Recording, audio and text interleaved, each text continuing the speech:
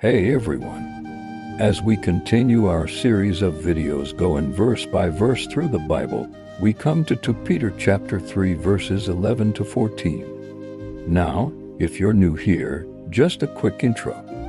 I'm an evangelist and Bible teacher. My goal is to help you see the big picture of the gospel so that you can walk in the light of the knowledge of our amazing salvation in Jesus Christ. So with that said, let's dive into the text. Okay, so Peter's writing this letter to the church in Thessalonica.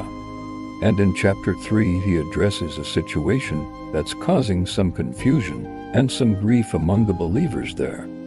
Basically, some Christians have died, and those who are left alive are grieving over them. And they're afraid that their loved ones have maybe missed something. They've missed the blessings of Jesus' return, and they don't want to miss it either.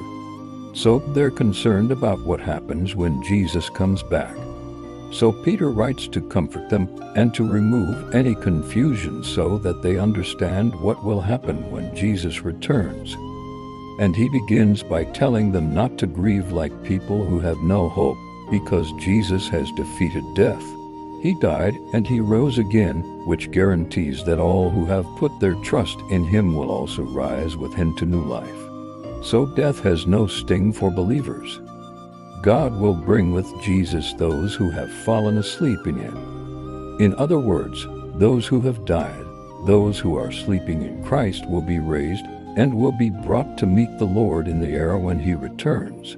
Now, when the Lord returns, he'll descend from heaven with 10,000s of his saints. And Peter says that his coming will be announced with a loud command from the voice of the archangel and the trumpet of God. And this reminds me of another passage in 1 Corinthians chapter 15, where Paul talks about the resurrection, and he says that the dead in Christ will rise first, and then those who are still alive will be caught up with them in the clouds to meet the Lord in the air. So this event will take place in the clouds. It's called the rapture of the church, where all believers from every age who have died will rise from their graves and be caught up in the air to be with the Lord. So Peter says that this will happen in a moment, in the twinkling of an eye, when Jesus returns. And he says that this will be a time of great joy and peace, because at that moment all believers will meet the Lord in the air and be with him forever. So from that moment on, believers will never die or suffer or experience anything that causes pain or heartache ever again. So this is the hope that Peter wants the Thessalonians to hold on to and to rejoice in, because even though they are suffering right now, and they are grieving the loss of their loved ones, they can take comfort in knowing that one day they will be reunited with them in the presence of the Lord.